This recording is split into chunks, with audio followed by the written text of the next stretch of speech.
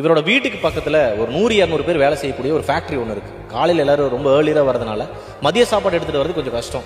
So மக்களுக்கு ரொம்ப கம்மியான விலையில் சாப்பாடு கொடுக்கணும் அப்படிங்கிறதுக்காக ஒரு சின்னதாக ஒரு தள்ளுவண்டி கடை போட்டு ஒரு வியாபாரத்தை ஆரம்பிக்கிறார். உடனே ஒரு 4 பேர் சொல்கிறாங்க, இங்கே உட்காந்து சாப்பிட்றதுக்கு இடம் கூட இல்லை, நாங்கள் எப்படி சாப்பிட்றது அப்படின்னு சொல்லி கேட்குறாங்க. சரின்னு சொல்லிட்டு மக்களுக்கு வேணுங்கிற வசதிகள் செஞ்சு கொடுக்கணுங்கிறதுக்காக சாப்பாட்டோட விலையை கொஞ்சம் ஏற்றுறாரு. உடனே ஒரு 4 பேர் சொல்கிறாங்க, ஏழை எளிய மக்கள் சாப்பிடக்கூடிய இடத்துல இந்த மாதிரி நீங்கள் பாட்டுக்கு சாப்பாட்டோட விலையை ஏற்றுனீங்கன்னா நாங்கள் எப்படி சாப்பிட்றது அப்படின்னு சொல்லி கேட்குறாங்க. இவருக்கு ஒரு மாதிரி கஷ்டமாக போச்சு.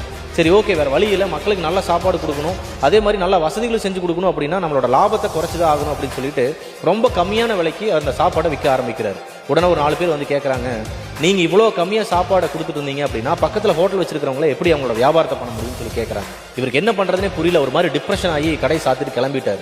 அடுத்த நாள் காலையில் மார்னிங் ஒரு 5 o'clock பீச் வரமா வாக்கிங் போகும்போது அவரோட ஃப்ரெண்ட் இவரை பார்த்து கேட்குறாரு, ஏன் இவ்வளோ சோகமாக இருக்கிற அப்படின்னு சொல்லி. அதுக்கு இவர் உடனே ரிப்ளை பண்ணுறாரு, இல்லை நான் மக்களுக்கு ரொம்ப கம்மியான விலையிலையும்